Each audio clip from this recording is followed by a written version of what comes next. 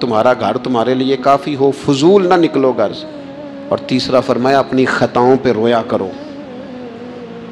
کثرت کلام اور فضول کلام اور بلا وجہ یہ بندے کو غافل کرتا ہے، دل کو سخت کرتا ہے۔ یہ چند چیزیں ہیں جو انسان کو غفلت میں ڈالتی ہیں۔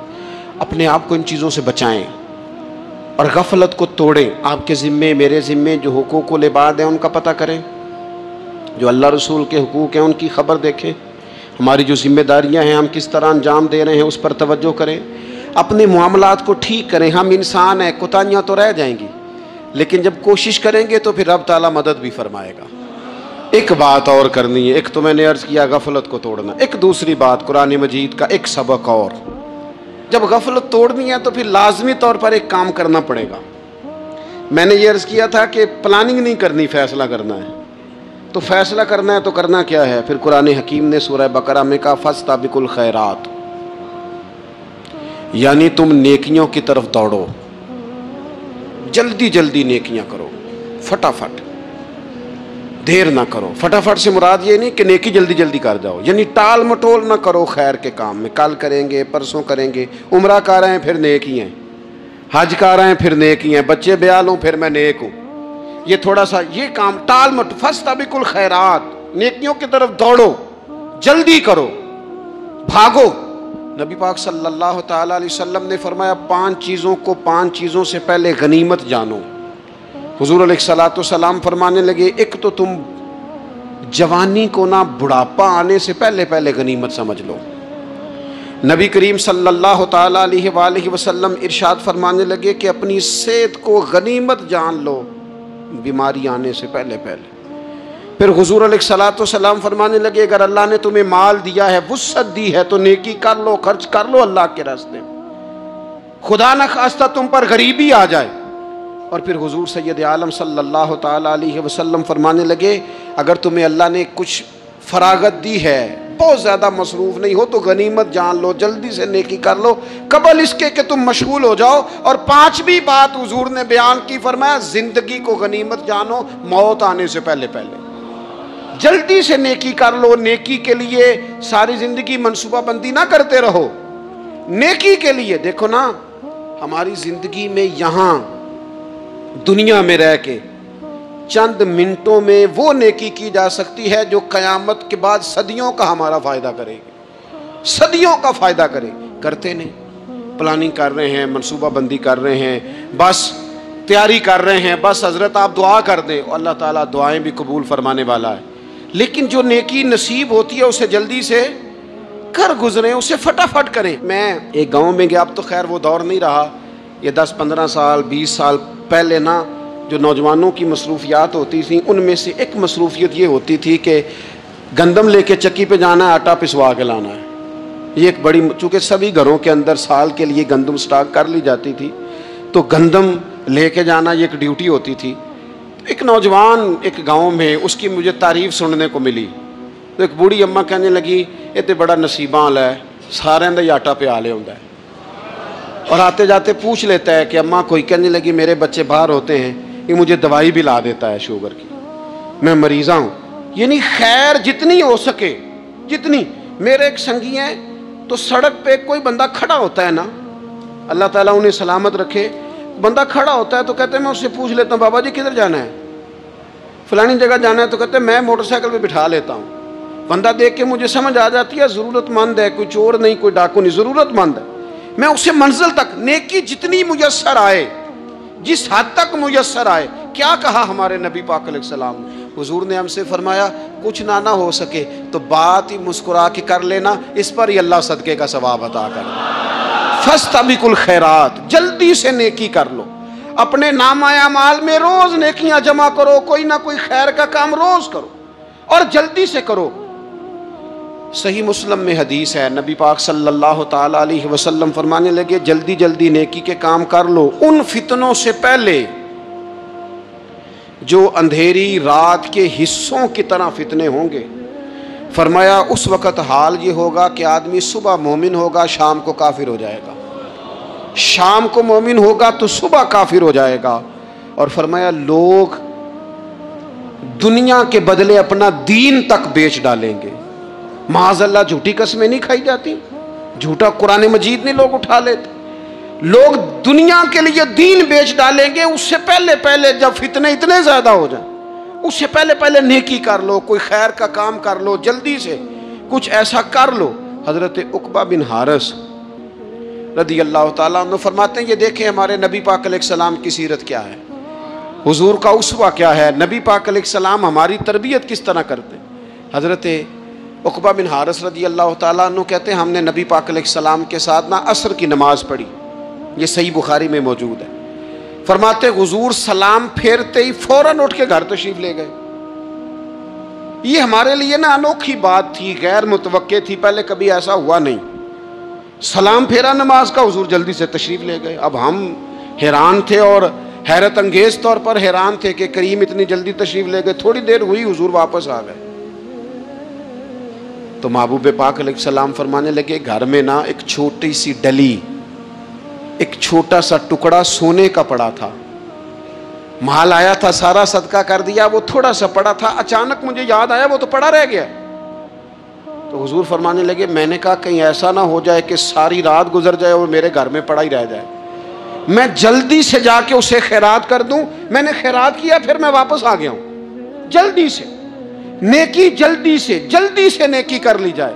ہم بڑا انتظار کر رہے ہیں، بڑا لمبا ہمارا پروگرام ہے، ہمارے پاس ٹائم ہی بڑا ہے، کسی نے کان میں کہہ دیا ہے تیرے پاس بڑا وقت ہے، ابھی تو بڑی عمر پڑی ہے، ابھی تو جناب اور میرے بھائی یہ لوگوں کے کہنے کی باتیں ہیں، پھر پتہ ہی نہیں چلتا حالات کس طرح کے ہو جاتے ہیں اور کیا معاملات انسان کے ساتھ درپیش ہوتے ہیں۔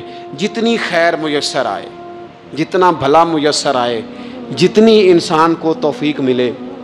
میں نے بزرگوں کو دیکھا، اپنے اصحاب کو، پہلے وہ خدام سے کہتے کہ میں سونے لگا ہوں، اور پابند کرتے لوگوں کو کہ فلاں وقت، بزرگوں کو میں نے دیکھا اپنے، وہ پابند کرتے لوگوں کو کہ فلاں وقت میں موجود ہوں گا، آنا، خود پابند فرماتے۔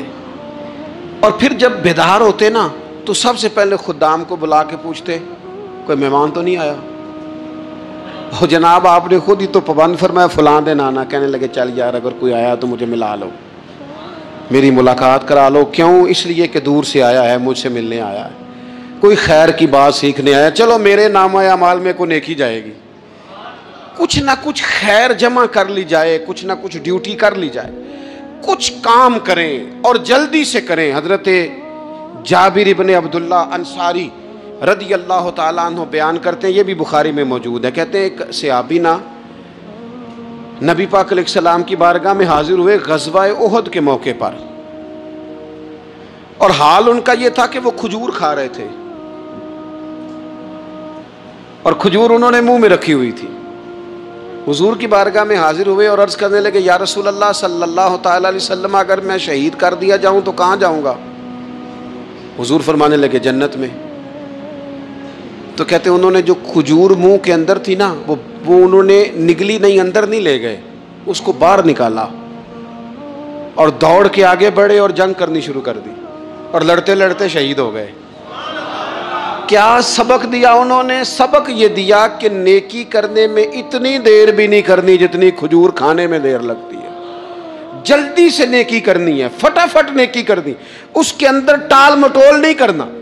اسی وقت انہوں نے کھجور باہر نکال دی، دوڑ کے انہوں نے حضرت انس بن نضر رضی اللہ تعالیٰ عنہ، حضرت انس بن مالک رضی اللہ تعالیٰ عنہ کے چچا ہیں، میدان احد میں نا احد پہاڑ کے قریب کھڑے تھے، لوگوں سے کہہ رہے تھے جلدی جلدی ادھر آؤ، وہ جنت جو انسان کو انتقال کے بعد نصیب ہوگی اور قیامت کے بعد نصیب ہوگی، فرماتے تھے مجھے تو ابھی احد پہاڑ کے اندر سے جنت کی خوشبو آ بھی رہی ہے، لہذا جلدی سے آؤ، ادھر دوڑو، جہاد کرو، آؤ کفار سے لڑے۔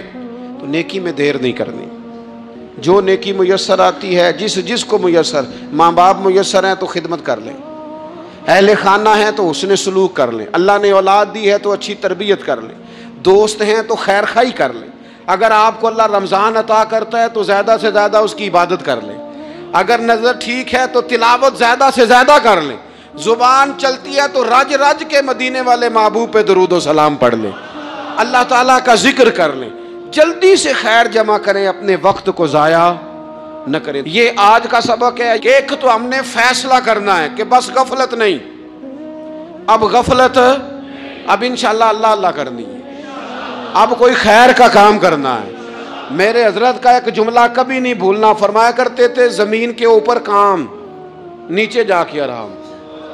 یہ چھوڑ دیں اتنے گھنٹے سونا ہے تو یہ کرنا ہے تو میری نیند میں دخل کوئی نہ ڈالے، پھر سوتے ہی رہ جائیں گے، سوتے ہی رہ جائیں۔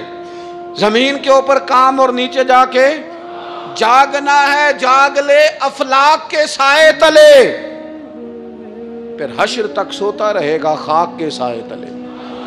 اب جاگ لے افلاک کے سائے کے نیچے، جاگ، کھول آنکھیں، ہر وقت کا سونا، ہر وقت سونا، ہر وقت جو اپنے آرام کی فکر کرنا اس سے نکل آئیں، اور اچھا کھانا اور اچھا پہننا اور بس اپنی مرضی کی زندگی من چاہی جینا، اس سے باہر آئیں۔ فیصلہ کریں، فیصلہ کہ اب غفلت نہیں کرنی۔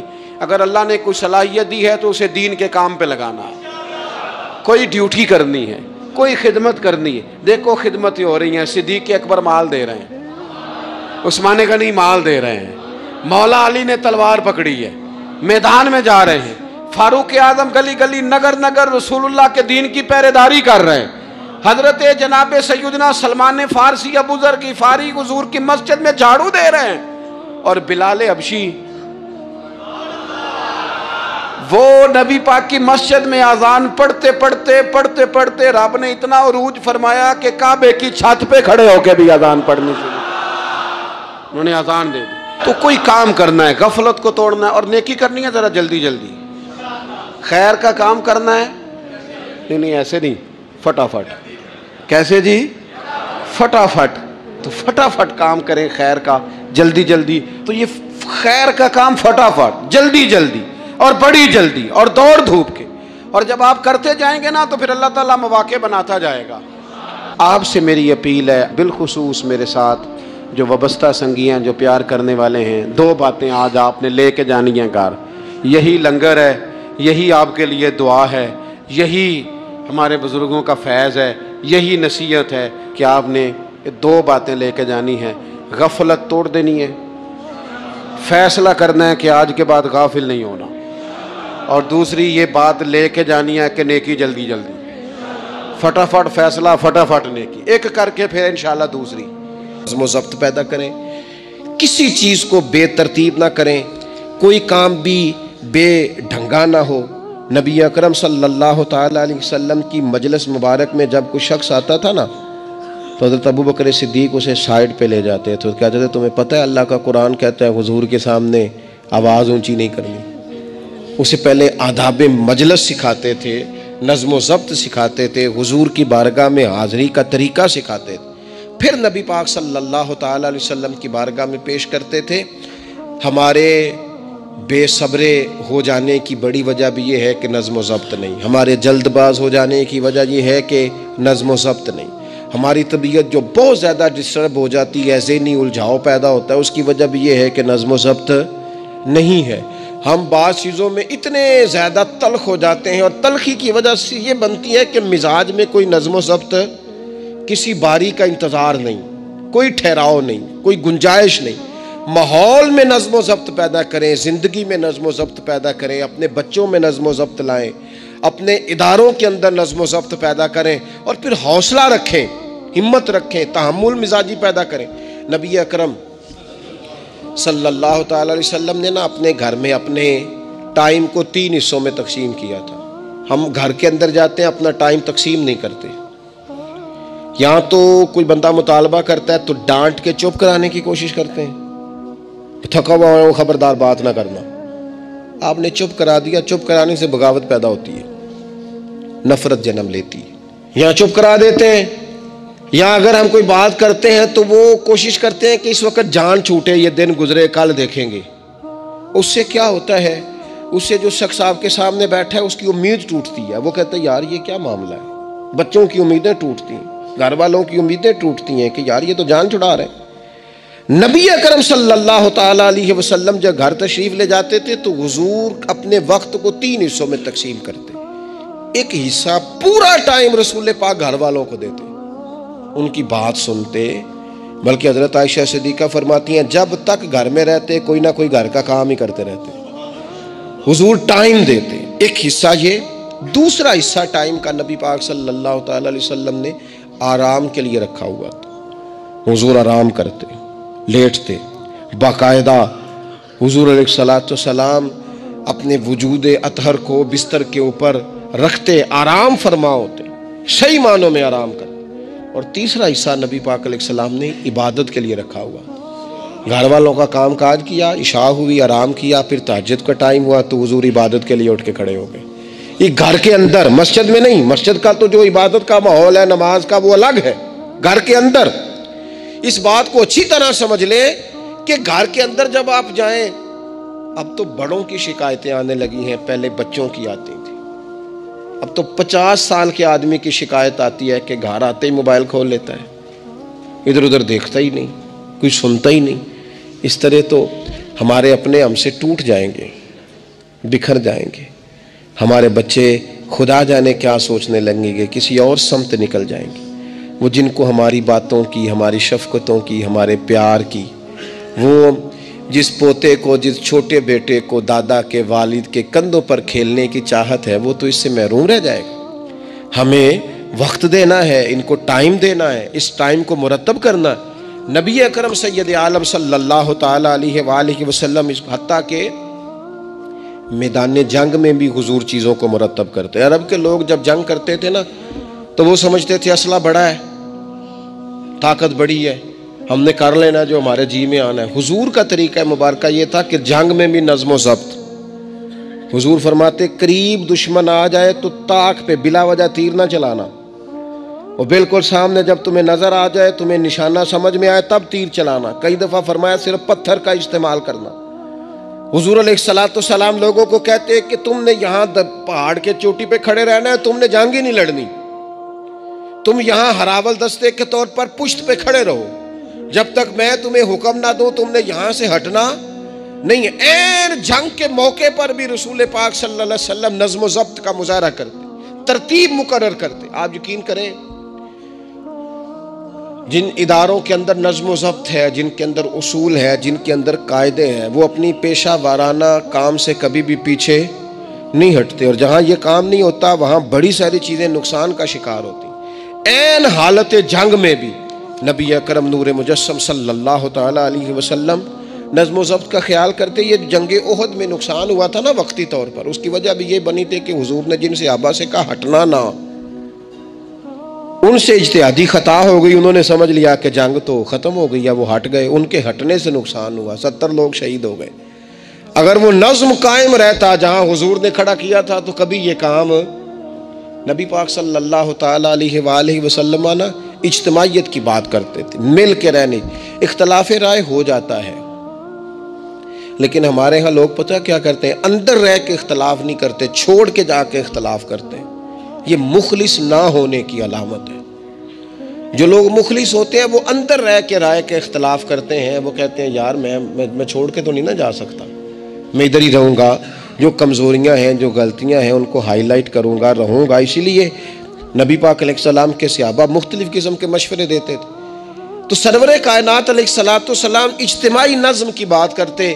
ایک مقام پہ حضور نے صحابہ کو دیکھا کہ چھوٹی چھوٹی ٹولیاں بنا کے الگ الگ بیٹھے ہوئے ہیں، تو نبی پاک علیہ الصلوۃ والسلام نے فرمایا یہ شیطان تمہیں الگ الگ کرتا ہے، اور فرمایا جس طرح بکریوں کا بھیڑیا ہوتا ہے، انسانوں کا بھیڑیا شیطان ہے، جب کسی کو مجمع سے الگ کر لیتا ہے، حضور فرماتے ہیں جسے بھیڑیا بکریوں سے الگ کرتا ہے نا پھر اس کا شکار کرتا ہے، اور شیطان بھی جب تمہیں اجتماعیت سے الگ کر لیتا ہے، در مرشدہ چھڈی نہیں تے ہو جاویں گا روگی، جیڑی بکری اجڑوں وچھڑی او بگیاڑا جوگی، او بگیاڑا جوگی کھا جائیں گے، پھاڑ ڈالیں گے اسے۔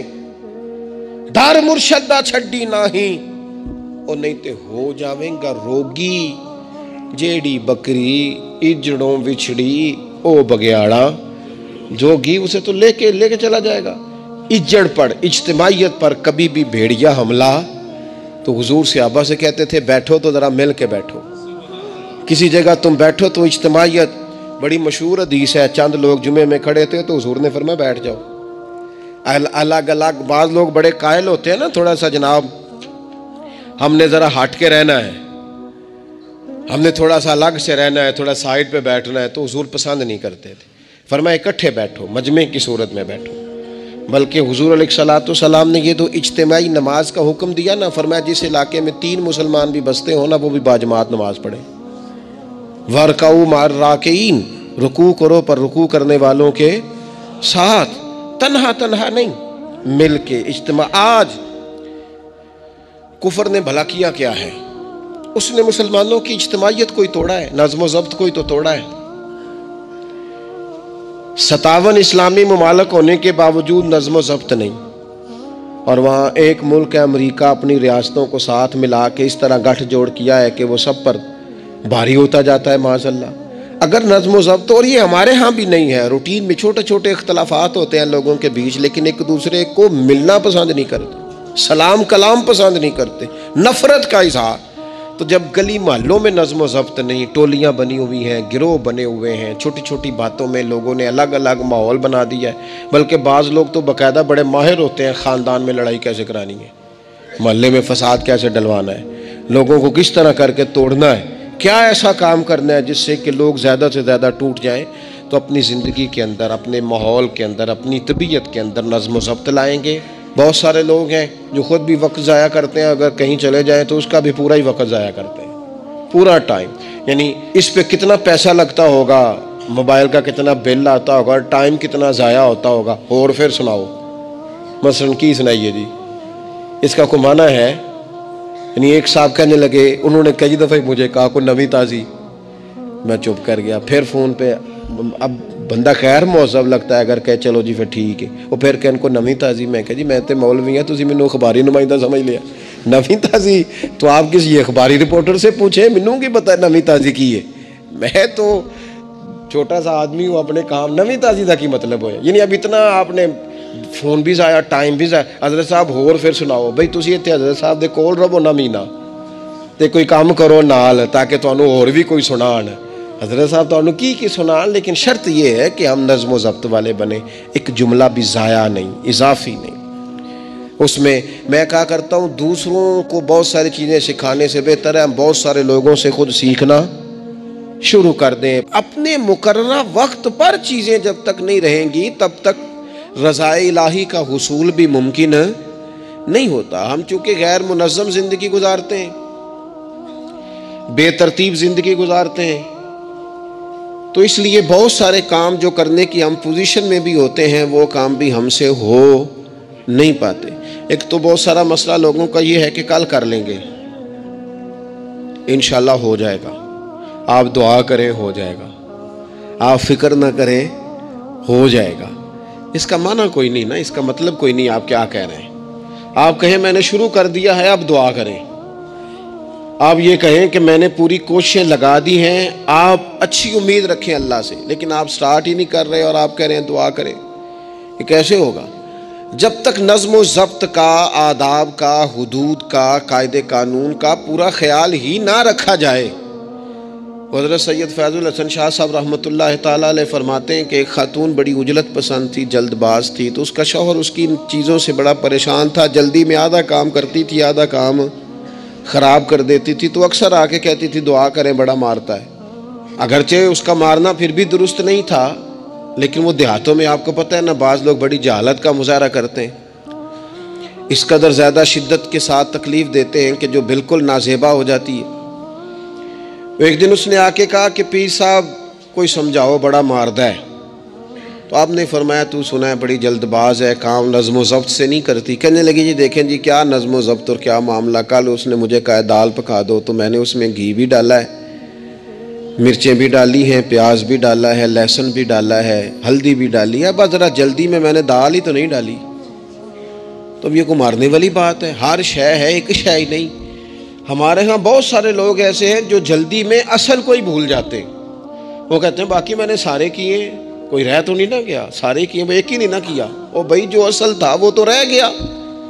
نظم و ضبط، قاعدہ قانون جب تک ہم ہمارے اپنے اندر، میں دوستوں سے کہہ رہا تھا پھر کہتا ہوں، میرے اسا فرمایا کرتے تھے جو والد تہجد نہ پڑھے اس کے بچے فجر نہیں پڑھتے. والد کو جب تک وہ سحری میں سجدہ ریز نہیں دیکھیں گے اتنی دیر تک آپ ان سے 1.5-2 گھنٹے پہلے اٹھیں گے تو پھر وہ اٹھیں گے. لیکن اگر کہا جائے کہ پتر میں تھکیا تو تو مسیتے جا، تو یہ ہو سکتا نہیں کہ وہ جائے. کیونکہ ہماری زندگی سے نظم و ضبط بچے سیکھیں گے، ہمارے ماحول سے وہ محنت کو، مشقت کو، کوشش کو وہ سیکھیں گے. اگر ہم اپنے ماحول میں نظم و ضبط نہیں لائیں گے تو آنے والی نسل کے اندر نظم و ضبط منتقل ہو سکتا. تو اس کے منتقل کرنے کے لیے ضروری ہے کہ پہلے ہماری زندگی کے اندر نظم و ضبط.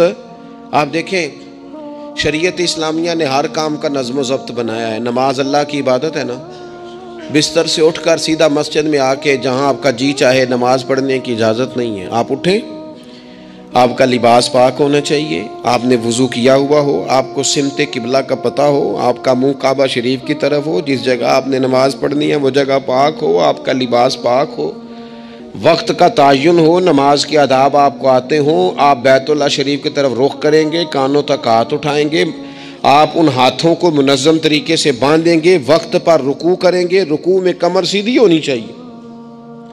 آپ رکوع سے اٹھیں گے تو ایسے نہیں کہ کوئی بات نہیں اللہ قبول کر لے گا، جب تک آپ کی کمر پوری ٹھیک نہیں ہوتی رکوع سے اٹھتے وقت آپ کی نماز مکمل نہیں ہوتی. آپ سجدے میں جائیں گے تو پیشانی جمنی چاہیے، ناک جمنی چاہیے، آپ کے پاؤں کی انگلیاں زمین پر لگنی چاہیے. آپ جب تک پوری ترتیب سے نماز نہیں پڑھتے، رب کی عبادت ہے نا، کریم بھی بڑا ہے نا، مہربان بھی بڑا ہے نا، غفور بھی بڑا ہے، لیکن اگر مرتب طریقے سے نہ پڑھو تو وہ تو نماز قبول نہیں کرتا. نبی پاک صلی اللہ تعالی علیہ وسلم کے سامنے آ کے ایک شخص نے نماز پڑھی، عبادت کی ہے، آیا ہے، جھکا ہے، لیکن عبادت بھی بے ترتیب بھی نہیں، بے ڈھنگی نہیں، غیر مرتب نہیں، غیر منظم نہیں. ایسے نہیں کہ جیسے مرضی کر لی. اس نے آ کے نماز پڑھی تو حضور نے اس کو دیکھا اور نبی پاک علیہ السلام نے فرمایا تیری نماز نہیں ہوئی، دوبارہ پڑھ. اس نے دوبارہ پڑھی. یہاں تو لوگ ناراض ہو جاتے ہیں. ایک دفعہ طالب علمی کی بات ہے، میں ایک جگہ نماز کے لیے وضو کر رہا تھا تو ایک صاحب نے وضو کیا، بڑی جلدی میں آئے اور جلدی میں وضو کیا تو ان کا ایک ٹخنا خشک رہ گیا. تو میں نے ان کی خدمت میں بڑی، چونکہ بزرگ تھے، بڑے تھے مجھ سے، میں نے بڑی عرض کی. میں نے کہا وہ آپ کو خیال نہیں رہا، آپ کا ٹخنا خشک ہے. وہ کہتے ہیں مولوی وہ لنگن نہ دیا آجے، دیکھو کوئی لنگ نہ جائے. تو سو قبول کرنی کہ اللہ نے. میں نے ان سے کہا آپ کیا کام کرتے ہیں؟ کہنے لگا میں کپڑا بیچتا ہوں. تو میں نے کہا اگر آپ کا 1000 روپے والا گاز کپڑا ہو تو کوئی شخص کہ کوئی عرض نہیں، چل مہربانی کر 300 کا دے دیتے ہو. کہنے لگا نہیں جی ترتیب سے ہی بات چلے گی. تو میں نے کہا یہ بھی ذرا ترتیب سے ہی چلے گی. اللہ نے کہا ہے کہ اس طرح کر کے پڑھو تو پھر میں قبول کروں گا. تو اگر وہ رستہ ہی آپ نے اختیار نہیں کیا، نبی پاک علیہ السلام کے سامنے اس نے نماز پڑھی، حضور کے سامنے. نبی پاک رحمت للعالمین ہے نا، حضور سے زیادہ کو پیار کرنے والا تو نہیں نا. نبی پاک نے تو نہیں فرمایا چل میرے سامنے پڑھی یا تیری قبول ہی قبول ہے. حضور نے فرمایا تیری نماز نہیں ہوئی، دوبارہ پڑھ. اس نے دوبارہ پڑھی. حضور نے فرمایا تیری نماز نہیں ہوئی، دوبارہ پڑھ. اس نے 7 پڑھی، 3 دفعہ پڑھی. پھر حضور کی بارگاہ میں آیا تو نبی پاک علیہ السلام نے فرمایا جب تو رکوع کرے تو صحیح کر کے رکوع کر، جب تو سجدہ کرے تو صحیح کر کے سجدہ کر، اور جب تو قیام میں کھڑا ہو تو ایک منظم طریقے سے کھڑا ہو. فرمایا اس اعتدال، اس نظم و ضبط سے، اس ترتیب سے نماز پڑھ، امید ہے خدا کے فضل پر کہ وہ تیری عبادت کو قبول فرمائے گا. نظم و ضبط ہی نہیں ہے. رمضان شریف کا روزہ بڑا مہربان ہے نا اللہ، اپنے بندوں کو کسی قسم کی کسی مشقت میں مالک ڈالتا نہیں. لا یکلف اللہ نفسا الا وسعها. لیکن آپ یہ نہیں کہہ سکتے کہ میری آنکھ چونکہ صبح 9 بجے کھلی ہے تو مجھے تھوڑی شریعت گنجائش دے دے کہ میں تھوڑی سی روٹی کھا لوں پھر نہیں کھاؤں گا مغرب تک. یہ گنجائش نہیں ملے گی. نظم و ضبط ہے، ترتیب ہے، اس کا قاعدہ ہے، اس کے اصول ہے، اس کا ضابطہ ہے. سحری میں اٹھیں گے آپ، اگر آپ کی آنکھ نہیں کھلی ہے تو آپ کی اجازت چلی گئی، وقت ختم ہو گیا. آپ بے ترتیب ہوئے، آپ غافل ہوئے، آپ نے کیوں لمبی نیند کی، آپ کیوں وقت پہ نہیں اٹھے.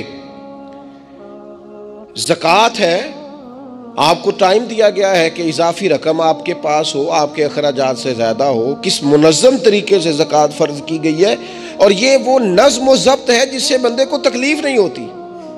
یعنی آپ کی ضروریات سے زیادہ مال ہو، اس مال کی قیمت 7.5 تولے سونے کے برابر یا 52.5 تولے چاندی تک پہنچ جائے، پھر وہ کل پہنچ گیا تو آج زکوٰۃ فرض نہیں، اس پر سال گزر جائے، پھر بھی وہ سارا نہیں دینا، اس میں سے 2.5% دینا.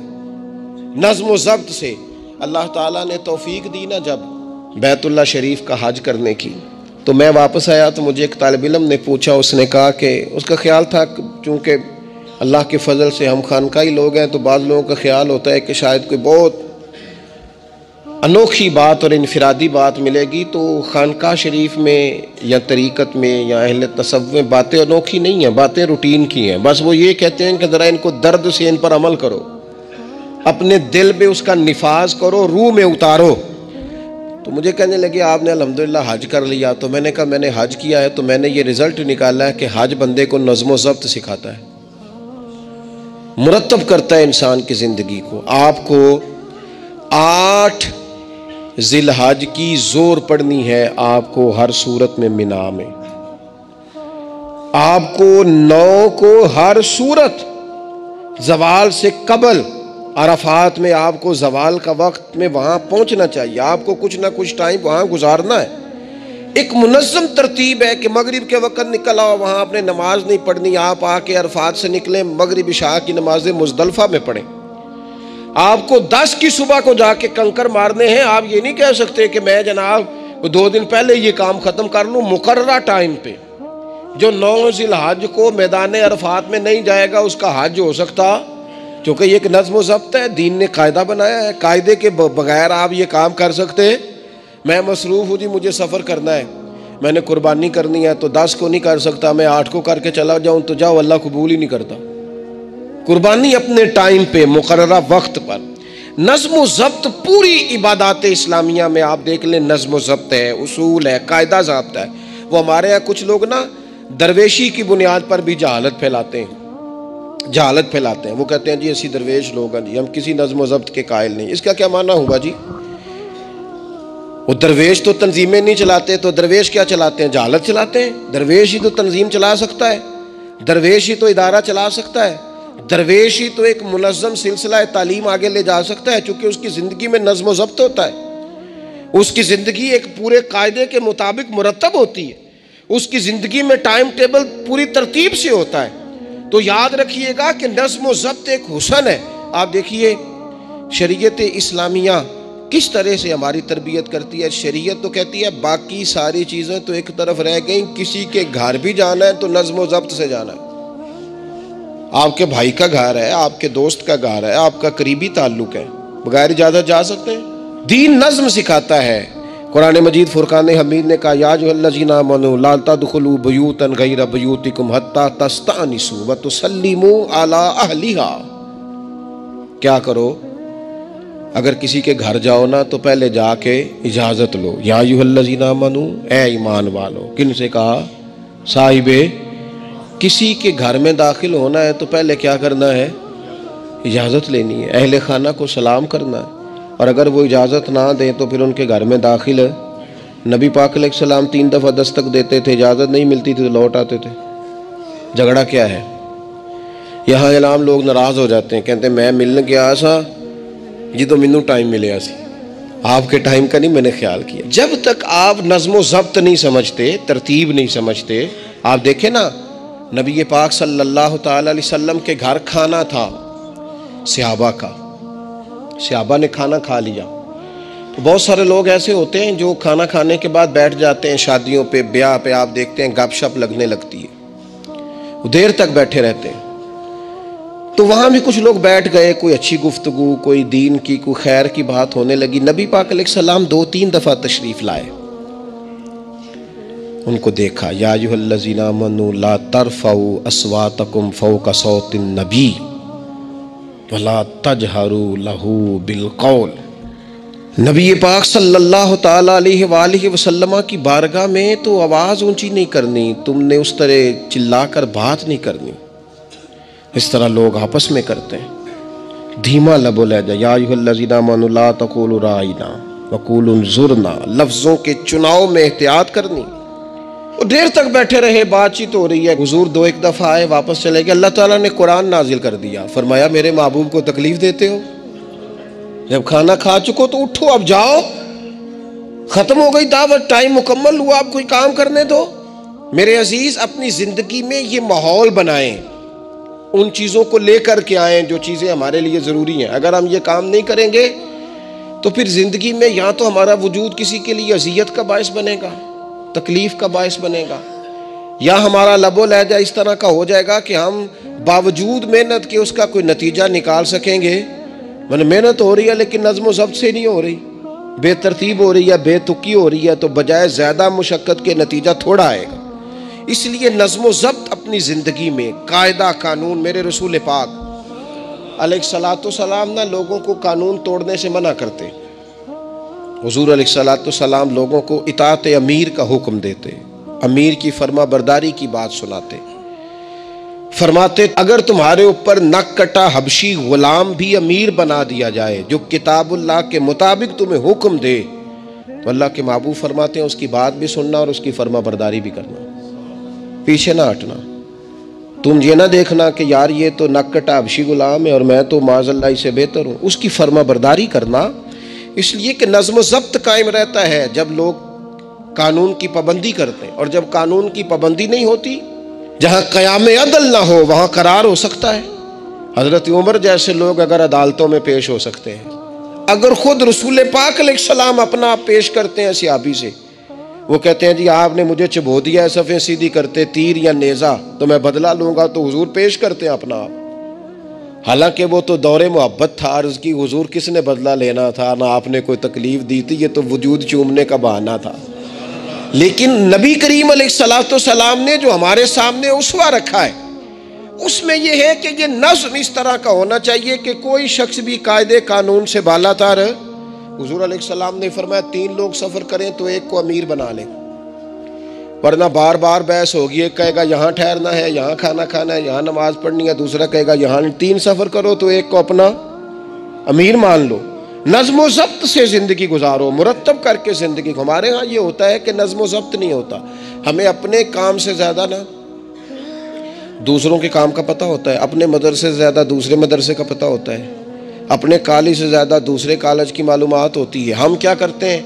ہم اپنے کام سے زیادہ دوسرے کے کام میں ٹانگ اڑاتے ہیں، نظم و ضبط گڑبڑ ہو جاتا ہے، ایک دوسرے کے کام میں مداخلت کرتے ہیں. اپنا کام مرتب طریقے سے کیا جائے. جس نظم میں جس جگہ ہمیں ڈیوٹی دی گئی ہے ہم اس ڈیوٹی کے پابند ہیں، ہم اس کو پورے غور سے کریں، پوری توجہ سے کریں، پورے انہماک کے ساتھ کریں. اپنے کام پر ہم جب تک توجہ دیتے ہیں تو کام ٹھیک رہتا ہے. اسی طریقے سے رسول پاک صلی اللہ تعالی علیہ وسلم نا گھر کے باہر بھی پورے نظم و ضبط کے قائل تھے، پوری ترتیب. آپ دیکھیں حضور صفوں کا درست ہونا بڑا پسند کرتے تھے. نماز ہی پڑھنی ہے نا، کھڑے ہو گئے ہیں نا، لیکن حضور نے دعا دی، فرمایا صفیں سیدھی کرو، اللہ تمہارے دل بھی سیدھے کر دے گا. حضور نماز کی جماعت سے پہلے اعلان کرتے بھئی اپنی صفوں کو درست کر لو. حضور پسند کرتے کہ بالکل اس طرح مرتب ہو کے لوگ نماز پڑھیں. کوئی چیز بھی غیر مرتب، یہاں جناب کوئی شخص بھی قطار میں لگنے کو تیار نہیں، باری کا انتظار کرنے کو تیار نہیں ہے. بینک میں ہمیں ذرا پہلے بلا لیا گیا تو ہم کہتے ہیں اللہ نے بڑی عزت دیتی ہے. اور پھر کچھ پروٹوکول تو بے جا ہے، سوائے تکلیف کے اور کچھ دیتے. میں نے جنازوں پہ دیکھا ہے، کسی عالم کا جنازہ پڑھا ہے، کسی بڑے آدمی کا، تو وہاں 15 لوگ ہوتے ہیں ٹوٹل جو جنازہ نہیں پڑھنے دیتے. وہ گھسے ہوتے ہیں آگے، میں نے چہرہ دیکھنا ہے، میں نے اگلی صف میں کھڑے ہونا ہے. یہی حال محافل میں. دوستوں، زندگی میں ہر انسان بھروسہ کرتا ہے، لیکن کبھی کبھی وہی بھروسہ ہمیں توڑ بھی دیتا ہے. ایک گاؤں میں ایک بہت نیک انسان رہتا تھا، ہر کسی کی مدد کرتا، کسی سے برا نہیں چاہتا تھا. ایک دن اس نے اپنے ہی دوست پر بھروسہ کیا اور اپنا سارا سامان اسے سونپ دیا. لیکن کچھ دنوں بعد وہی دوست اسے دھوکہ دے کر سب کچھ لے کر بھاگ گیا. لوگوں نے کہا، دیکھا تم نے غلط انسان پر بھروسہ کیا. وہ مسکرایا اور بڑی شانتی سے بولا، غلط انسان کی پہچان کرنے کے لیے بھی ایک بار صحیح دل سے بھروسہ کرنا پڑتا ہے. सब खामोश हो गए। वो आगे बोला, अगर मैं सबको बुरा समझ लेता तो शायद मुझे अच्छे लोगों का भी पता न चलता। सीख ये है दोस्तों कि कभी कभी गलत इंसान पर भरोसा भी हमें यह सिखा देता है कि सच्चा इंसान कौन है और झूठा कौन। इसलिए भरोसा करना छोड़ो मत, बस सबक लेना सीखो। अगर आपको यह बात दिल को छू गई हो तो इस वीडियो को लाइक, कमेंट और शेयर जरूर करें और हमारे चैनल नूर बयान हिदाया को सब्सक्राइब करना ना भूलें, क्योंकि यहां हर बात दिल से कही जाती है